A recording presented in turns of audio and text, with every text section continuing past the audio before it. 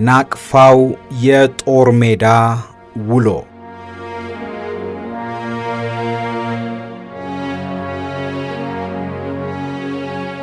ውድ የኢትዮ ሜዳ ቤተሰቦች የምርጥ ገጾች ዝግጅታችን ተጀምሯል። የዛሬው የምርጥ ገጾች ዝግጅታችን ስመጥሩ የጦር መሪ ብርጋዴር ጀነራል ተስፋዬ ሀብተማርያም ከጻፉት የጦር ሜዳ ውሎ መጽሐፍ ላይ የተመረጠ ታሪክ የሚቀርብበት ይሆናል። ውድ ቤተሰቦቻችን ዝግጅቱን መከታተል ስትጀምሩ ቻናላችንን ሰብስክራይብ በማድረግ እንድትጀምሩ በአክብሮት እንጠይቃለን።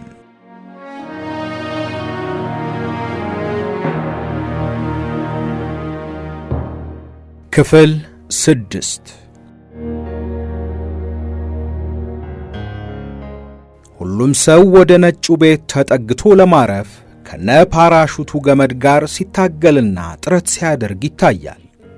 ከኔ ቀጥሎ የወጣው መገናኛ ሰራተኛዬ ስለነበረ አየር ላይ ሆኜ ባይኔ ስፈልገው ብዙ ተራርቀናል። ሁለታችንም በሐሳብ እንደምንፈላለግ ከምናደርገው የፓራሹት ጥብጣብ አሰባሰብ ያስታውቃል። በመሃላችን ያለውን ርቀት ለማጥበብ እኔም ወደሱ ለመጠጋት ስስብ እሱም ወደ እኔ ይስባል። ይሄ በዚህ እንዳለ አየር ላይ ያለውን የዘለለው ሰው ቁጥር ስመለከት ብዛቱ አነሰብኝ።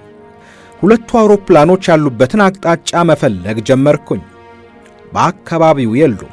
የጠላትን እንቅስቃሴ የሚቆጣጠሩ ንስር አሞራ የሚመስሉ ከሰማይ ወደ መሬት በከፍተኛ ፍጥነት እየተወረወሩ ወርደው አካባቢውን አደበላልቀው በወረዱበት ፍጥነት እንደገና ወደ ሰማይ ሲመጥቁ ሌላው ዳይቭ ሲገባ የሚታዩት ኤፍ-5 ተዋጊ አውሮፕላኖች ብቻ ናቸው። በስተምዕራብ አቅጣጫ ከሚገኘው ሰንሰለታማ ተራራ ጀርባ ተሸፍነው ይሆናል አልኩ በሐሳቤ። እይታዬ በሙሉ ወደዛ አቅጣጫ ተኮረ። ነገር ግን ምንም አይነት የትራንስፖርት አውሮፕላን አልታየኝም። በድንገት ከአውሮፕላን ፍለጋ አቅጣጫ የሚያስለውጠኝ ሌላ ነገር ተፈጠረ። የፏፏቴ አይነት ድምፅ ተሰማኝ። በአካባቢው ወራጅ ወንዝ እንደሌለ ከካርታም ከሰው መረጃ አለኝ። እንዴት ሊሆን ቻለ ብዬ ራሴን ብጠይቅ መልስ ላገኝለት አልቻልኩም። አንድ መካከለኛ ክብደት ያለው ሰው በፓራሹት እየተጠቀመ በአንድ ሰከንድ 5 ሜትር ወደ መሬት ስለሚወርድ በአንድ ደቂቃ 300 ሜትር ወደ መሬት ይወርዳል። ለመሬት እየቀረብኩ ሲሄድ ድምፁ እየተለወጠ መጣ። የፏፏቴ ድምፅ ይመስል የነበረው ድምፅ ከጥቂት ሴኮንዶች በኋላ ከጠብ መንጃ አፈሙዝ ተወርውሮ የሚወጣ ጥይት ጆሮ ግንዴ ስር ያፏጭ ጀመረ። ከጠላት ወደ እኔ የሚተኮስ የጥይት ድምፅ መሆኑን አሁን ተረዳው። ቀደም ሲል ለስለስ ያለ ለዛ ያለው የፏፏቴ ድምፅ ይመስል የነበረው የቀረብኩት ሲሄድ ጆሮ የሚሰረስር ደረቅ ድምፅ ከተፈጥሮ ውብ ድምፅ የተለየ ወደ ሰው ሰራሽና ለሕይወት አስጊ ወደ ሆነ ድምፅ ተለወጠ። ከነፍስ ወከፍ መሳሪያ ጀምሮ የሞርታርና የላውንቸር ቶክስ ድምፅ ይሰማል። በአንድ በኩል ስለ ቶክሱ ሳስብ፣ በሌላ በኩል ከፓራሹቱ ጋር እታገላለሁ። በዐይኔ ሌሎች ዘላዮችን የያዙ 2 አውሮፕላኖች የት እንደደረሱ እፈልጋለሁ። የዘለለው ጦር አስተራረፉ ከነጩ ቤት ምን ያክል ይርቃል? በጠላት ወረዳ ውስጥ የሚያርፈው ስንት ይሆን እያልኩ አስባለሁ። የኔ ማረፊያስ የት ይሆን እልና ነጭ ቤቱን መፈለግ ጀምራለሁ።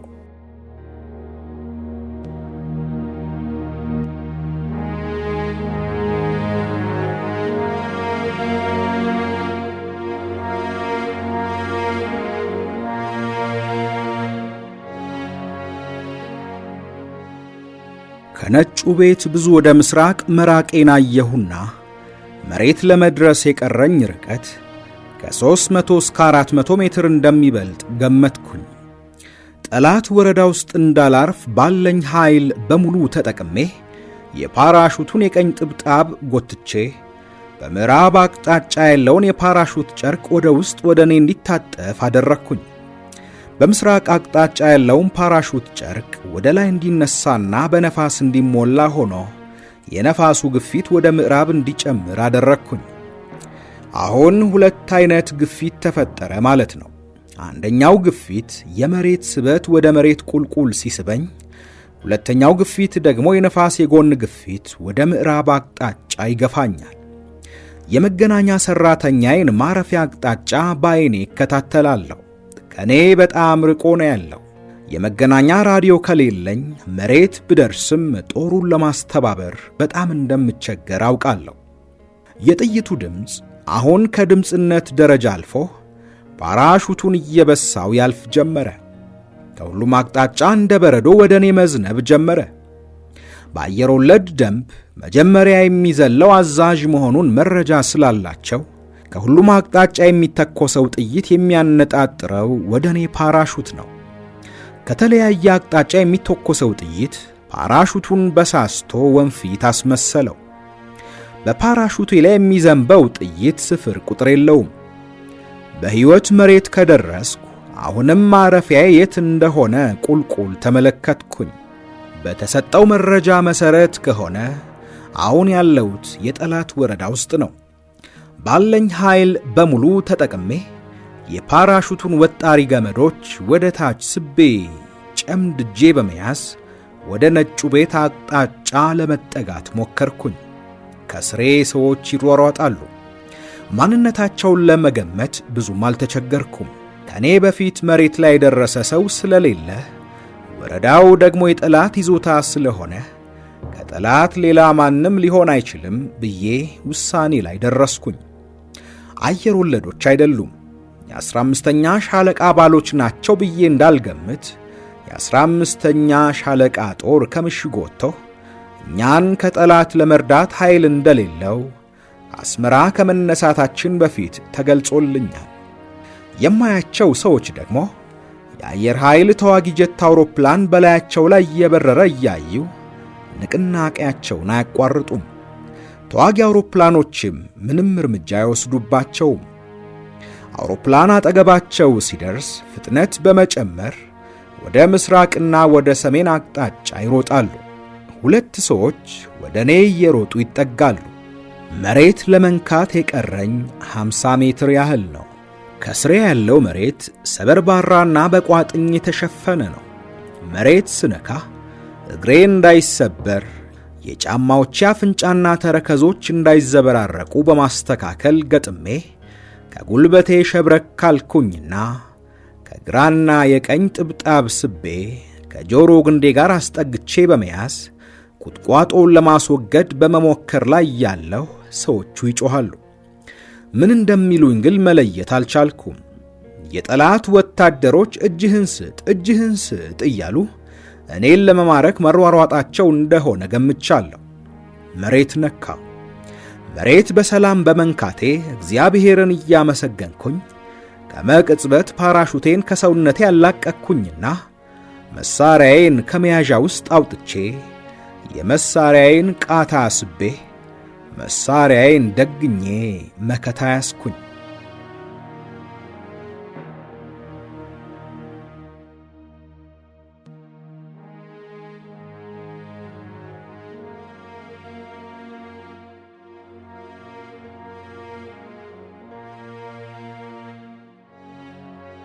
ጌታዬ፣ እኛ የ15ኛ ሻለቃ አባሎች ነን። እናንተ የእኛን ሞት ለመሞት በፓራሹት ስትዘሉ እያየን ብንሞትም አብረን እንሞት ብንድንም አብረን እንዳን ብለን ምሽጋችንን ጥለን ጦሩ በሙሉ ከምሽግ ወጥቶ እናንተ ለመርዳት በየሜዳው ተበትኗል አሉኝ። የ15ኛ ሻለቃ አባል ለመሆናችሁ ባላችሁበት ቦታ ቆማችሁ አረጋግጡልኝ አልኩኝ። ባሉበት ቆመው የእናንተ ልጅ በፓራሹት ብቻውን የዘለለው ስሙ የ50 አለቃ ገረመው የሚባል ዛሬ እንኳን የዝላይ ወረዳ ምልክት ለማንጠፍ ሞክሮ የሻዕቢያ ተኩስ በፍጹም አላስወጣም ስላለው አሁን ከሻለቃ አዛዡ ጋር ነው ያለው። ተዋጊ አውሮፕላን እየመራ ኢላማ እያስደበደበ ነው ሲሉኝ፣ ጄቱ በላያቸው ላይ ያንዣበበ ሳይተኩስባቸው ሲያልፍ በትክክል ወገን መሆናቸውን ሳረጋግጥ ሰላምታ ተለዋወጥን። ሁለቱ ትላልቅ አውሮፕላኖች የት ገቡ ብዬ ጠየቅኳቸው። እነሱማ በጠላት አየር መቃወሚያ መሳሪያ ተመተው ወደ አስመራ ተመልሰዋል ሲባል ሰምቻለሁ አለ አንዱ። ሌላኛው ደግሞ የለም ጨርሰው ነው የተመለሱት አለ። እሺ አሁን በሉ በሰሜን አቅጣጫ ከኔ ቀጥሎ ያረፈውን ሰው አቅጣጫውን በእጄ እያመለከትኳቸው ሂዱና አምጡት አልኳቸው። እኛ እርስዎን እንድንረዳ ነው መመሪያ የተሰጠን፣ ለብቻው ትተኖት አንሄድም፣ ከፈለጉ አብረን ወደዛ እንጠጋ አሉኝ። ግራና ቀኝ ከኔ ፈንጠር ብለው እያጀቡኝ ትንሽ እንደሄድን መገናኛ ሠራተኛዬ ከሌሎች የ15ኛ ሻለቃ አባሎች ጋር በመሆን ወደ እኔ እየሮጠ ሲመጣ አየሁትና ባለንበት ሆነን ቆመን ጠበቅ ነው። የመገናኛ ሠራተኛ እንደደረሰ ሰላምታ ተለዋወጥን። በሰላም ማረፉንና ምንም አደጋ እንዳልደረሰበት ገለጸልኝ። እንኳን ደስ ያለህ ብዬ ጨበጥኩትና በል ቶሎ በልና ከመቶ መሪዎችና ከሻለቃ አዛዥ ጋር የሬዲዮ ግንኙነት መስርት አልኩት። ወዲያውኑ የ15ኛ ሻለቃንና አንደኛ የመቶን አግኝቻለሁ አለኝ። በጀርባው ከተሸከመው ራዲዮን የመነጋገሪያ እጀታውን ሰጠኝ። የአዛዦች መጠሪያ ስም የሚሰየመው በአስፈሪነታቸው፣ በፈጣንነታቸው፣ በቁጡነታቸው፣ በአጥቂነታቸውና በብልህነታቸው በታወቁ የዱር አራዊቶች፣ በጥንካሬያቸውና በግዙፍነታቸው በሚታወቁ አገር በቀል ዛፎች፣ ታላላቅ ወንዞችና ሐይቆች ስም ነው። በዚህ መሠረት የእኔ መጠሪያ ነብር ሲሆን የአንደኛ የመቶ መሪ ነብር 1፣ የሁለተኛ መቶ መሪ ደግሞ ነብር 2 የሚል መጠሪያ ስም ተሰጥቶን ነበረ። የ15ኛ ሻለቃ አዛዥ መጠሪያ ስም ደግሞ አንበሳ ነበረ። የመገናኛ ራዲዮን መነጋገሪያ እጀታ ከሬዲዮ ሠራተኛው ተቀብዬ መጀመሪያ ነብር 1ን እንዲህ በማለት ጠራሁት። ነብር 1ና ነብር 2 መስመር ላይ መሆናችሁን አረጋግጡልኝ አልኩኝ። ነብር 1 መስመር ላይ አለ። በመቀጠል ነብር 2 መስመር ላይ መሆኑን አረጋገጠ። ትክክለኛ ያላችሁበትን ቦታ ነብር 1 አረንጓዴ ጢስ ጥይት፣ ነብር 2 ደግሞ ነብር 1 እንደጨረሰ ቀይ የጢስ ጥይት በመተኮስ ትክክለኛ የምትገኙበትን ቦታ አመልክት የሚል መመሪያ ሰጠው። መጀመሪያ ነብር 1 አረንጓዴ ጢስ አከታትሎ 2 ተኮሰ። በመቀጠል ሁለተኛ የመቶ ቀይ በመተኮስ ያሉበትን ቦታ መለከቱኝ። ከሰጡኝ ምልክት በመነሳት በመሃላቸው የ500 ሜትር ያክል ክፍተት አለ። በመሃከላቸው ያለውን ክፍተት ለማጥበብ ነብር 2 ባለህበት ቦታ ሆነ ግራና ቀኝ ጎንህን እየጠበቅ ሌላ ተለዋጭ ትዕዛዝ እስከምሰጥህ ድረስ መከታና ከለላ መርጠህ በመያዝ ተከላከል። ነብር 2 ጎንህን እየጠበቅ ወደ ነብር 1 በተኩስና ንቅናቄ ስልት በመጠቀም ተጠጋ፣ እኔም ወደ እናንተ እየመጣሁ ነው አልኩት። ነብር 1 ያለው በሰሜን አቅጣጫ ሲሆን አውሮፕላን ማረፊያ የሚገኘው በዚያው አቅጣጫ በግምት 5 ኪሎ ሜትር ርቀት ላይ ነው። ዋና ዓላማችን የአውሮፕላን ማረፊያውን ተቆጣጥረን አጠናክረን በመያዝ ጦርና የድርጅት ድጋፍ ማግኘት እንድንችል ሲሆን የጠላት ፍላጎት ደግሞ እስከ መጨረሻ ድረስ ይዞ ለማቆየት ስለሆነ በሰሜን አቅጣጫ መከላከሉን አጠናክሯል። አንደኛ የመቶ መሪ ካለበት ቦታ ደረስኩኝና ስለ ሁኔታው እንዲያስረዳኝ ጠየቅኩት። ከፊት ለፊቱ ከሚገኙ አነስተኛ ጉብታዎች ስር የጠላት መትረየሶች መኖራቸውንና አላንቀሳቅስ እንዳሉት ከኮረብታዎች ግራና ቀኝ በሚገኙ በጎርፍ የተሸረሸሩ ርድ መሬቶች ውስጥ ጠላት ጊዜያዊ መከላከያ እንደያዘ ከሰንሰለታማው ተራራ ስር ሆነው ወደ እሱ አቅጣጫ የሚተኩሱ ሞርታሮች፣ ጸረ ታንክና የአየር መቃወሚያ መሳሪያዎች በርካታ እንደሆኑ ገለጸልኝ።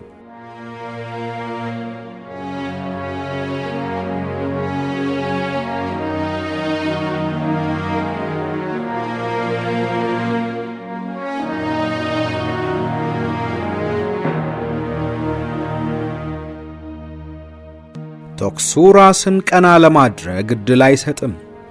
መሬት ለመሬት እንደ ትል እየተሳብን ነው ከቦታ ቦታ የምንንቀሳቀሰው።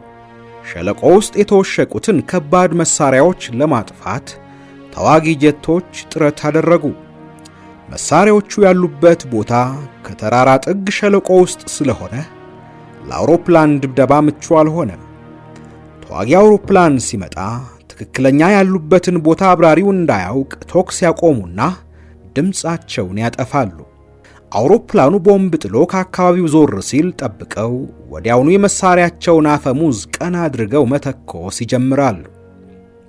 ከአፋበት አቅጣጫ ናቅፋን ለማጠናከር የሚመጣውን የወገን ጦር እንቅስቃሴ ለመግታት ያመቸው ዘንድ ናቅፋ ሸለቆ ተረተር ላይ የሚገኙትን ወታደራዊ ጠቀሜታ ያላቸው ገዥ መሬቶች ላይ ምሽግ ሰርቶ ጸረ ታንክ ላውንቸርና 50 ካሊበር መትረየስና ሌሎች መሰል የውጤት ርቀት ያላቸው መሳሪያዎችን ጠምዶ በመጠባበቅ ላይ ነው። አጠናካሪ ኃይልና የድርጅት ድጋፍ ለማግኘትና ቁስለኛ ለማንሳት በመጀመሪያ የአውሮፕላን ማረፊያ ሜዳውን ማስለቀቅ ወሳኝነት ስላለው የትኩረት አቅጣጫችንን በሙሉ ወደ አውሮፕላን ሜዳ እንዲሆን አደረግኩኝ። አውሮፕላን ሜዳው እኛ ካለንበት ቦታ ከፍታ ስላለው የአውሮፕላን ማረፊያ ሜዳውን ለማስለቀቅ ፊት ለፊት ማጥቃቱ ከባድ ጉዳት ስለሚያስከትል ሌላ ተለዋጭ አቅጣጫ መምረጥ አስፈለገኝ። ነብር 2 ነብር ይጠራሃል ብዬ ጠራሁት። ነብር 2 ይመልሳል አለኝ። ያለህበት ሁኔታን ግለጽልኝ አልኩት። ኮሽም አለኝ። ጥሩ አይደለም ማለቱ ነው። ነብር 2 ያለው ዘቅዛቃ ቦታ ላይ ነው። ባለኝ ኃይል ከዚህ የበለጠ ወደፊት መግፋት ከጥቅሙ ጉዳቱ ስለሚያመዝን ባለንበት ሆነን እየተከታተልን ለሁለተኛው ዙር ዘላዮች አመች ሁኔታ እየፈጠሩ መቆየቱን መረጥኩኝ። ለመቶ መሪዎች ከዚህ የሚከተለውን ትዕዛዝ ሰጠው። ነብር 1ና ነብር 2 ሰሙኝ እንደሆን መስማታችሁን ከነብር 1 በመጀመር ተራ በተራ ግለጹልኝ። ነብር 1 5 በ5 ሰምቻለሁ በማለት መስማማቱን ሲያረጋግጥልኝ፣ ነብር 2 4 በ5 ሰምቻለሁ በማለት አረጋገጠልኝ። መልካም፣ ሁለታችሁም የግራና የቀኝ ጎኖቻችሁን በሚገባ እየጠበቃችሁ ከፊት ለፊታችሁ የጠላትን እንቅስቃሴ የሚከታተል አብሪ አውጡ። ከለላና መከታ ተጠቅማችሁ ባላችሁበት ቦታ ሆናችሁ እየተከላከላችሁ ለሁለተኛ ዙር ዘላዮች ምቹ ሁኔታ እየፈጠራችሁ ተለዋጭ ትዕዛዝ ተጠባበቁ አልኩኝ። ነብር 1 ተቀብያለሁ፣ በመቀጠልም ነብር 2 ተቀብያለሁ በማለት ትዕዛዙ በትክክል ለመድረሱ አረጋገጡ። በሁለቱም በኩል ጠላት የያዘውን ቦታ ለማስለቀቅ የሚደረገው ጥረት እንደቀጠለ ነው። ነብር 2 የያዘው ቦታ በጣም ተዳፋት ነበርና ጠላት ከፍተኛ መሬት ላይ ሆኖ ጉዳት ስላደረሰብኝ ትንሽ ወደፊት ተንቀሳቅሼ ገዥ መሬቷን አጥቅቼ ላስለቅቀው አለኝ። እሺ፣ ሁኔታው እስከሚያመችህ ድረስ ጠብቅ አልኩት። ከነብር 1 2 መትረየሶችና 1 ላውንቸር ቀንሼ ለነብር 2 በመመደብ የቶክስ ሽፋን እንዲሰጡት አደረግኩለት። ለተዋጊ አውሮፕላኖች ከናቅፋ ሸለቆ በስተ ምዕራብ ተረተር ላይ መሽጎ የሚገኘውን ጠላት ከደቡብ ወደ ሰሜን ወይም ከሰሜን ወደ ደቡብ አቅጣጫ እንዲደበድቡለት ለአየር አስተኳሹ ለ50 አለቃ ገረመው በአንበሳ በኩል ነገርኩት። ለነብር 2 ደግሞ ከዚህ የሚከተለውን ትዕዛዝ ሰጠሁት። የተደረቡልህን 2 መትረየሶችና 1 ላውንቸር ካሉ መሳሪያዎች ጋር በማቀናጀት የቶክስ ሽፋን እንዲሰጡህ አድርግ። ተዋጊ አውሮፕላኖች ሸለቆ ውስጥ የተደበቁትን ሞርታሮች፣ መትረየሶችና ጸረ ታንክ መሳሪያዎችን ራስ ለማስቀበር ዳይቭ ሲገቡ ጠብቀህ በራስ ጊዜ ጨበጣ በመሰንዘር ከመቅጽበት ጠላት ምሽግ ውስጥ ዘለህ ግባና ጠላትን ደምስሰህ ወረዳውን በቁጥጥር ስር እንድታደርግ የሚል ትዕዛዝ ሰጠው። ነብር 2 ተቀብያለሁ፣ ትዕዛዙን በሚገባ ፈጽማለሁ አለኝ። ከአንደኛ የመቶ የተደረቡለትን መትረየሶችና ላውንቸሮች ከራሱ 2 መትረየሶችና 2 ላውንቸሮች ጋር በማቀናጀት የቶክስ ቦታ ይዘው እንዲጠባበቁ አድርጎ ተዋጊ አውሮፕላኖች አቅጣጫ እስከሚያስተካክሉ ድረስ ጠበቀ። 4 አውሮፕላኖች ከደቡብ ወደ ሰሜን አቅጣጫ በጣም ዝቅ እያሉ በመብረር አንዱ ደብድቦ ሲወጣ ሌላው እየገባ፣ አንዱ በቀደደው ፈር ሌላው እየተከታተለ በመደጋገም ጥሩ አድርገው በጥይት አረሱለት። ነብር 2 የመሳሪያ ምድቡን በአውሮፕላን ቶክስ ሽፋን እየተጠቀመ ቦታ እንዲያሻሽል አድርጎ የመሳሪያ ምድቡ ከጎን እየተኮሰ የጠላትን ራስ ሲያስቀብርለት ለአጥቂው ጦር ወደፊት የሚል ትዕዛዝ ሰጠ። አጥቂው ጦር ምንም ጊዜ ሳያጠፋ እንደ ቀስት ተወርውሮ ጠላት ከአውሮፕላን ድብደባ ለመከላከል ራሱን ምሽግ ውስጥ እንደቀበረ ቀና ሳይል ዘሎ ምሽግ ውስጥ ገባ። ጠላትን ደምስሶ ወረዳውን በቁጥጥሩ ስር አደረገ። በተፈጠረው ምቹ ሁኔታ ሳይዘናጋ ምንም ጊዜ ሳይሰጥ ወደ ሁለተኛው ምሽግ ተንደርድሮ ገብቶ ሁለተኛውንም ምሽግ ተቆጣጠረው። ይህን ጊዜ በጠላት ጎራ ሽብር ተፈጠረ። ጠላት ከምሽጉ እየወጣ መሸሽ ጀመረ። ተዋጊ አውሮፕላኖች በተፈጠረው አጋጣሚ ተጠቅመው ሜዳ ላይ በመሯሯጥ ላይ ያለውን ጠላት እየተከታተሉ በመደብደብ ድባቅ መቱት። በዚህ ሁኔታ ላይ ያለን ሁለተኛ ዙር ዘላዮችን የያዙ ሁለቱ ሲ119 አውሮፕላኖች መጡ። ሁለተኛ የመቶ ባለበት ሆኖ ጊዜያዊ መከላከል እንዲይዝና በሱ በኩል ለሚያርፉ ዘላዮች የሚረዱ ሰዎች እንዲመድብ ትዕዛዝ አስተላለፍኩለት። ተዋጊ ጀቶች በተቻለ መጠን በምዕራብ አቅጣጫ ሸለቆ ውስጥ ተደብቆ የሚተኩሱትን የአየር መቃወሚያ መሳሪያዎች በቦምብ እየደበደቡ ሲ119 አውሮፕላን ዝቅ ብሎ እንዲበር አደረጉ። እያንዳንዳቸው በአንድ ዙር 25 ዘላዮች አዘልለው ወደ መጡበት በሰላም ተመለሱ። ዘላዮቹም በሙሉ በወገን ይዞታ ወረዳ ውስጥ አረፉ። ያለምንም ስጋት በተረጋጋ መንፈስ ፓራሹታቸውን በፍጥነት ከሰውነታቸው አላቀው ትጥቃቸውን ካጠበቁ በኋላ መሳሪያቸውን ወድረው ወደ ተመረጠላቸው መሰባሰቢያ ወረዳ ሄዱ። በአጭር ጊዜ በየጓዳቸው ተዋቅረው ከየመቷቸው ጋር ተቀላቀሉ። በሁለተኛ ዙር የዘለለው ጦር ስለ ጠላት ሁኔታ አጭር ማብራሪያ ከመቶ መሪዎች ከተሰጠው በኋላ ቀደም ሲል ከጠላት ጋር ሲፋለም ለነበረው ጦር ተጠባባቂ እንዲሆን አድርጌ አዲሱን ኃይል ወደ ውጊያ አስገባሁት። አውሮፕላን ማረፊያውን ለመያዝ መጀመሪያ ጠላት እግሩን ከነቀለበት ከምስራቅ አቅጣጫ በመነሳት ሁለተኛ የመቶ አንድ እግር በመሬት እያደረገ በቶክስና ንቅናቄ ተጠቅሞ ወደ አውሮፕላን ማረፊያ ማጥቃቱን ቀጠለ። አየር ኃይልም የቶክስ ድጋፍ እንዲያደርግ ለአየር አስተኳሹ ለ50 አለቃ ገረመው ነገርኩት። ተዋጊ አውሮፕላኖች አየር ላይ ያንዣበቡ ስለነበሩ መልእክቱ እንደደረሳቸው ወዲያውኑ ወደ ኢላማቸው በመወርወር የጠላትን ምሽግ መደብደብ ጀመሩ።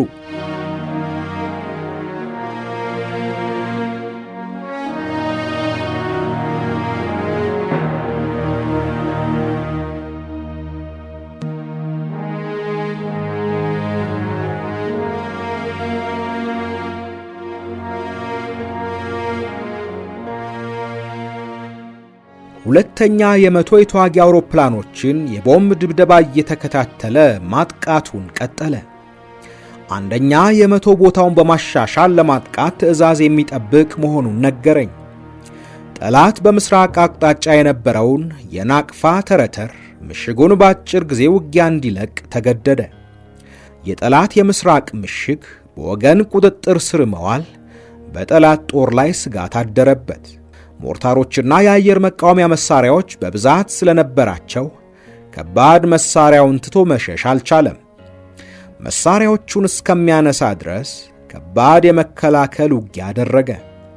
ከ15ኛ ሻለቃ የተወሰነ ኃይል በማስመጣት በሰሜን አቅጣጫ እንዲከላከል አድርጌ አንደኛ የመቶን ከሰሜን ወደ ምዕራብ አቅጣጫ በማዛወር የጠላት ሞርታሮችና ጸረ አውሮፕላኖችን መሳሪያዎችን አጥቅቶ በቁጥጥሩ ስር እንዲያደርግ ትዕዛዝ ሰጠው። ሁለተኛ የመቶ ደግሞ ተረተሩን እያሰሰ ወደ አውሮፕላን ማረፊያ ሜዳ አቅጣጫ ማጥቃቱን እንዲቀጥል አደረግኩኝ። ሁለተኛ የመቶ ተረተሩን ተከትሎ ወደ አውሮፕላን ማረፊያ ሜዳ ሲገሰግስ የተመለከተ የጠላት ጦር አንድ እግር በመሬት አድርጎ እየተከላከለ ማፈግፈግ ጀመረ። ከአንድ ሰዓት ከባድ ውጊያ በኋላ አውሮፕላን ማረፊያውን ሙሉ በሙሉ በቁጥጥራችን ስር አደረግን። ጠላት የአንደኛ የመቶን የመገስገሻ አቅጣጫ ተመልክቶ ተራራ ስር ተለጥፎ የነበሩ የሞርታሮችና የአየር መቃወሚያ መሳሪያዎች ምድብተኞች ከነመሳሪያዎቻቸው ቶሎ ብለው ደረቅ ወንዙን ተከትለው ወደ ደቡብ አቅጣጫ ፈረጠጠ። አነስተኛ ቁጥር ያላቸውና ቀላል መሳሪያዎች የያዙ ሰዎችን ገዢ መሬት ላይ በማስቀመጥ የአንደኛ የመቶውን ንቅናቄ ለማዘግየት ሞከሩ። አንደኛ የመቶ የጠላት ሐሳብ ምን እንደሆነ ጥሩ አድርጎ ስለገባው በተወሰኑ መትረየሶች የተኩስ ሽፋን ተጠቅሞ በሸለቆ ውስጥ ከጠላት እይታ እየተከለለ የጠላት ከባድ መሳሪያዎችን ለማስቀረት በሩጫ ወደ ተራራው ስር ተጠጋ። ከተራራው ስር ሆኖ የጎን ማጥቃት ሲሰነዝር አዘጊው ጦር ነቅሎ አፈገፈገ። በአጠቃላይ ናቅፋን ዙሪያ ከጠላት ነፃ አድርገን ለወራት ተቋርጦ የነበረውን በረራ 2 ሄሊኮፕተሮች ጦር ይዘው ከከረን ተነስተው ናቅፋ ጦር ሰፈር አረፉ። የ15ኛ ሻለቃ አባሎች ለአንድ ወር በተከታታይ ከጠላት ጋር በፈጸሙት ፍልሚያ ቆስለው በሕክምና እጦት ይሰቃዩ የነበሩትን የሕክምና ሙያተኞች እንደየጉዳታቸው ክብደት በመለየት በከባድ ሁኔታ አዲስ የቆሰሉትን ጭምር ቅድሚያ በመስጠት በ2 ሄሊኮፕተሮች ተጭነው ለከፍተኛ ሕክምና ወደ ከረን ተወሰዱ። ከከረን ደግሞ በአውሮፕላን ወደ አስመራ ለልዩ ሕክምና መላክ የሚገባቸው ተለይተው ተላኩ። ጦርና ድርጅት የማቅረቡና ጉዳተኞችን ከፍተኛ ሕክምና ወደሚገኝበት ቦታ የመውሰዱ ሥራ እንደሚቀጥል በመተማመን ጠላት መልሶ መቋቋም አድርጎ ማጥቃት ሳይሰነዝር ወይም ጊዜያዊ ምሽግ አዘጋጅቶ የመከላከል አቅም ሳይፈጥር በማፈግፈግ ላይ እንዳለ የማሳደድ ውጊያችንን ቀጠልን። 15ኛ ሻለቃ አዛዥ ጋር ለአጭር ጊዜ በተመረጠ ቦታ ላይ ተገናኝተን ውጊያችንን እንዴት መቀጠል እንዳለብን ተወያይተን ከዚህ የሚቀጥለው ውሳኔ ላይ ደረስን። ከአሁን በኋላ ወደፊት መግፋቱ ጊዜ እየመሸ ስለሆነ የሌሊት ውጊያ ማድረጉ ከጥቅሙ ጉዳቱ እንደሚያመዝን ተማምነን ንቅናቄያችንን አሁን ካለንበት ቦታ ላይ ለመግታት ተስማማን። የጥበቃ ቦታ ክፍፍል አደረግን። በስተ ምስራቅ አቅጣጫ የሚገኘውን የናቅፋን ሸለቆ የሚቆጣጠረው ተረተር፣ በሰሜን ደግሞ ከአውሮፕላን ማረፊያ ሜዳ ጀርባ የሚገኘውን ኮረብታና ግራና ቀኝ የሚታዩ ጉብታዎችን፣ በስተምዕራብ አቅጣጫ የሚገኙ ሰንሰለታማ ተራራዎችንና በስተደቡብ የሚገኙ ተዳፋት መሬቶች በሙሉ ተቆጣጥረን ጊዜያዊ መከላከያ አዘጋጅተን አዳር እንድናደርግ ተወሰነ።